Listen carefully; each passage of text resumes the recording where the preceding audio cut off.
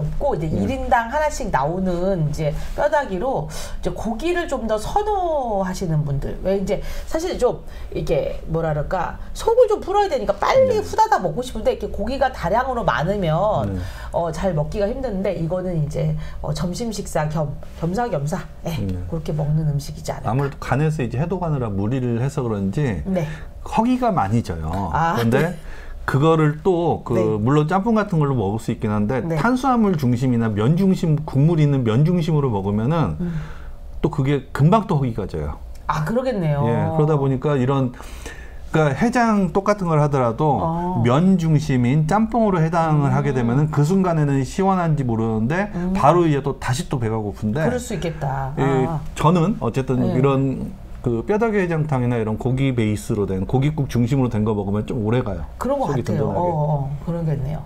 지금 이제 계란국이 나왔는데 사실 이 계란국을 이건 좀 아닌데 누가 해장국이라고 얘기할 아닌데, 수 있나 뭐 싶기도 한데 이 계란이라는 음식 자체가 되게 선호도가 좋은 거예요. 그래서 그냥 단순하게 계란만 풀어서 그냥 뭐 새우젓이나 아니면은 그냥 멸치 국물로만 해도 그냥 계란국이 해장의 이유로 먹기도 한다고 합니다. 이거는 국물을 그래도 뭔가 좀 다시다든 아니면은 치킨 스톡이든 넣어서 국물을 좀 그래도 좀 깊은 맛을 내야 됩니다. 이거는. 그러니까 일명 이제 조금 그 맛나니를 좀 넣어야 된다 이런 거죠. 그래야지 그 계란물만으로는.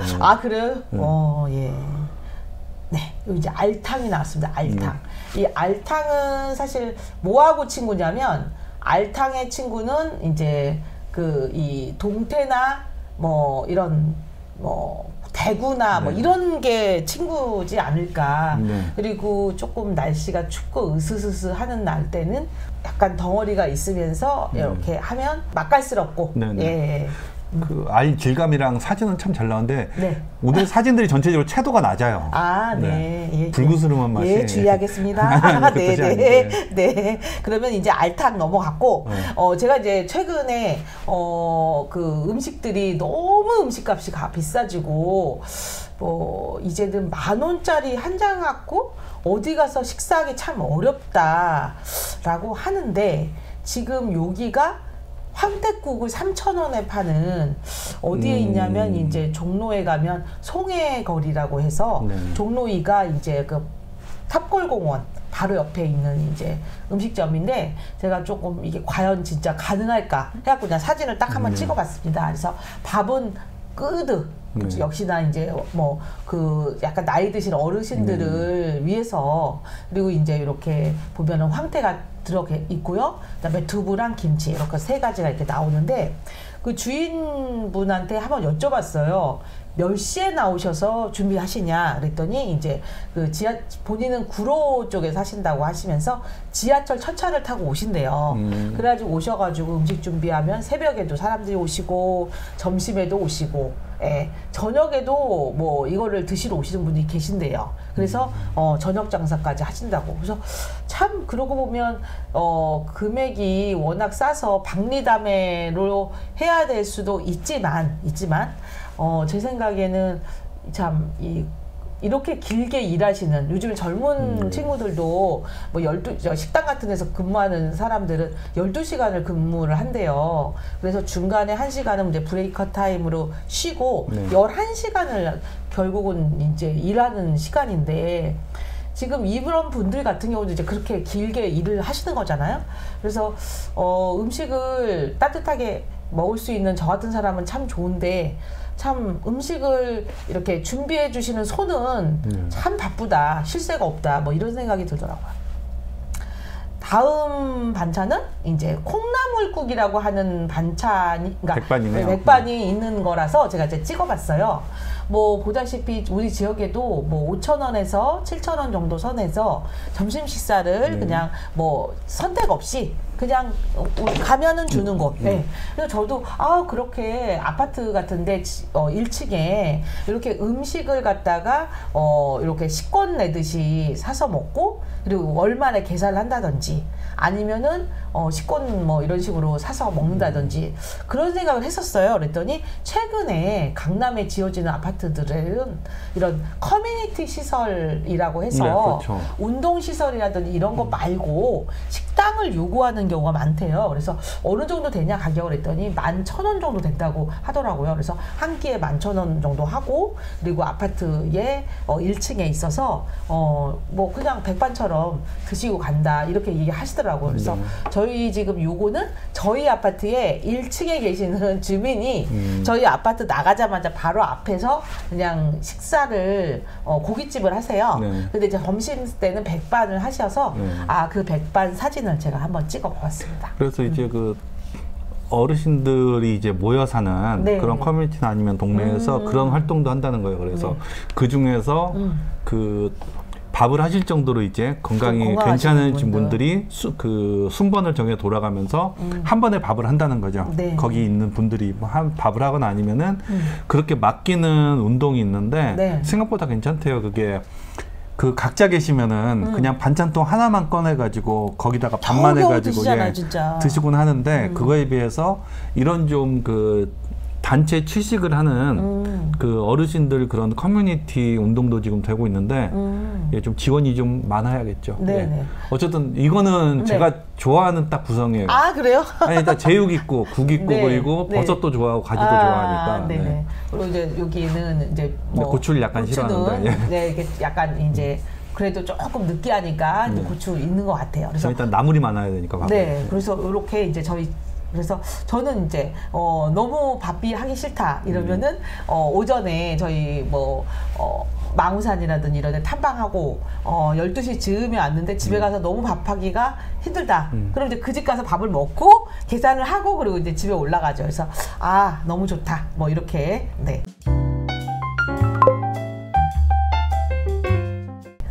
선짓국입니다. 네, 호불호가 많이 갈리죠. 아이들 같은 경우에 특히 선짓덩어리 먹기 힘들어하니까. 네. 근데 사실 저도 눈이 나빠서 간이 많이 들어가는 음식을 많이 먹으라고 옛날부터 했는데 선지에 보면 간도 많이 들어가고 이게 덩어리니까 또 많이 좋은데 철분도 많고 이상하게 잘 안 먹어지더라고요. 그래서 선짓국은 좀 그렇고 그 다음 이제 순대국이 나옵니다. 어떻습니까, 순대는? 좋아하죠. 네. 순대를 어떤 사람은 또 만든 순대만 드시는 분들도 있더라고요. 전주 같은 경우가 피순대가 유명해가지고 저희 아버지 같은 경우에는 잡채 들어간 순대를 별로 안 좋아하세요. 그래가지고 그 소위 그 잡채나 이제 당면 들어간 그 순대는 그냥 안 드세요. 그러니까 지금 요 그림 속에 있는데 여기가 없어요. 그 당면이 하나도. 네. 그래서 저희 아버지는 피순대만 좋아하셔가지고. 그래서 약간 만든 순대로 만든 해장국은 조금 가격이 더 있더라고요. 네, 그렇죠. 네, 프랜차이즈에서는 아예 그냥 국 붓고 건더기 붓고 그렇게 그 패키지로 나오니까. 네. 그래서 이제 그렇게 그다음에 이제 지금 이제 보여드릴 음식은 어떨까요? 수구레 들어보셨을까요? 네, 수구레는 이제 요즘 들어가지고 갑자기 이제 뭐 방송 타면서 유명해졌는데 버릴 게 없는 소를 활용하기 위해서 활용하다 보니까 나온 거잖아요. 가죽하고 그리고 그러니까 쉽게 말해가지고 가죽을 쫙 벗기는데 그 가죽 안쪽에 보면은 악교질 비슷하게 아직도 벗겨 먹을 게 있는 거예요. 가죽으로는 못 쓰고. 가죽으로는 못 쓰는데 그렇다고 약간 기름기가 있는 악교질이에요. 그래가지고 그걸 벗겨야 가죽을 쓸 수 있으니까 억지로 벗겨내는데 무두질할 때 벗겨내니까 이거 그래도 뭔가 좀 먹을 수 없을까라고 해서 끓이다 보니까 나왔는데 그러니까 대놓고 말하면은 그렇죠. 가죽 폐기물이죠. 가죽을 가죽 세공하다 나온 폐기물인데 그래서 맛도 악교 막 씹는 그러니까 젤라틴을 씹는 맛이래요. 근데 저도 먹어본 적은 없는데 갑자기 이제 뭐 1박 2일 그런 코너에서 하다 보니까 유명해졌는데 그래서 부작용이 생겼대요. 뭐냐면은 부작용이라는 딴 게 아니고 이게 원래 버리다시피 한 거를 끓였던 거라 싸게 먹을 수 있는 그런 거였거든. 근데 유명해지니까 오히려 비싸졌대요. 그러니까 저도 이거를 먹어본 적이 없기 때문에 설명을 잘 드릴 수는 없긴 한데 저희 이제 상봉동에 이제 상봉 2동 그러니까 지금 상봉역 그 출구에서 나오면 거기 수구레 집이 몇 개 있었어요. 그리고 이상하게 수구레라고 하는 타이틀을 가져가니까 오히려 그 집 자체가 요 상봉동 쪽에 와서 뭐 잠깐 뭐 어디 탐방하거나 이런 분들은 이제 다녀오시고 마지막으로 수구레 밥집에서 네. 드시고 지하철이 또 어르신들은 무료잖아요. 네. 그리고 이제 타고 가신다고 얘기를 들었는데 이제 최근에 이제 어마어마한 큰 빌딩이 생겨서 네. 이제 그 수구레 집이 현재로는 이제 이전을 한 상황인데 이 수구레 관련해서 이제 신문 기사를 보니까 그 기가 막힌 게 소의 가죽과 살 사이에 그 네, 질긴 그렇죠. 거를 질기지 않게 하기 위해서 처음에는 이걸 무쳐만 먹었대요. 바로 그걸 먹을 수가 없어가지고. 그래서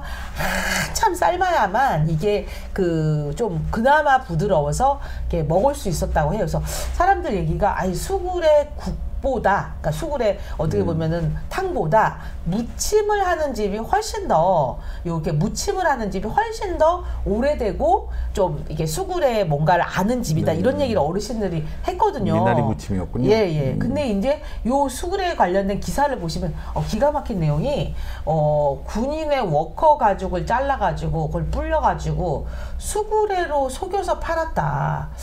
그래서 뭐 고춧가루도 톱밥을 물들여서 이게 도대체 대한민국 정말 그때 이제 단속이 어려웠을 때니까요. 지금이야 뭐 이제 어느 정도 추적이 가능한 사회이긴 한데 그래서 결국 수구레도 옛날에 그 나왔던 얘기 있잖아요. 산속에 조난되면 먹을 거 없을 때 그 가족 그 혁대 이제 삶아서 먹고 그거인 거예요 결국. 그래서 이 모습을 보면 너무 상상할 수 없을 정도인데 아까 이제 사진 속에 보여드렸던 것처럼 이런 국이라든지 아니면 이런 무침으로 먹어서 이런 일명 부속물 이제 소고기에 기타 등등 부속물을 그것까지도 먹었다. 살은 안 찔 것 같아요. 저성분이면은.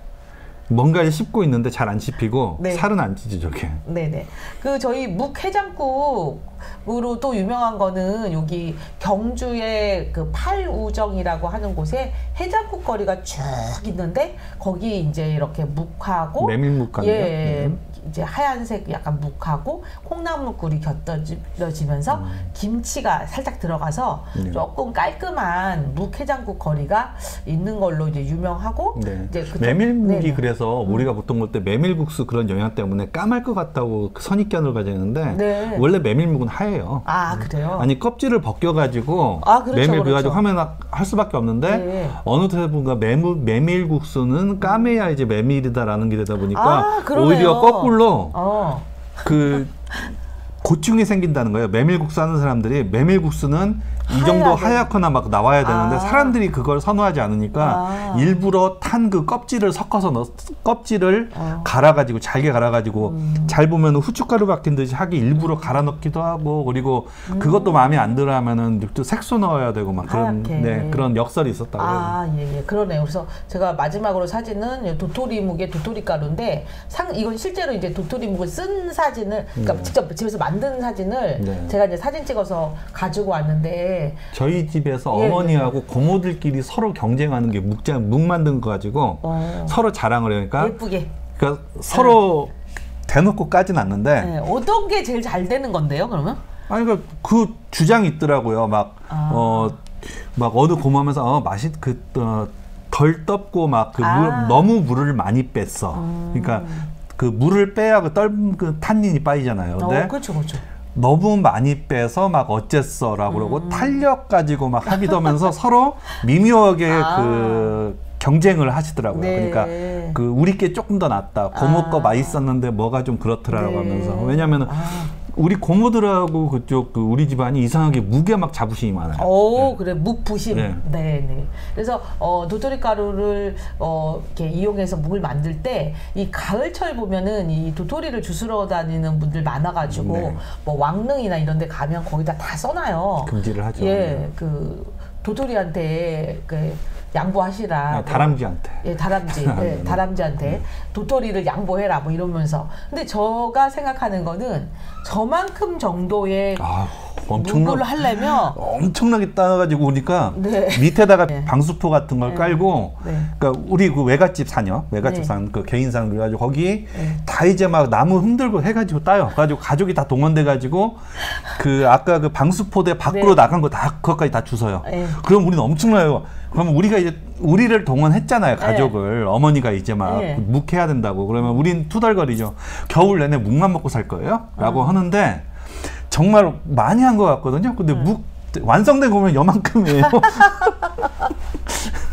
우리는 딸 때 겨울 내내 묵만 먹고 살 거냐고 그랬는데 정작 다 이제 하고 막 그 쓴물 빼고 이제 그 가라앉히고 해가지고 하면 정말 딱 밥 한 그릇 나오면은 그렇죠. 노력 대비 그거 대비 작다는 거죠, 양이.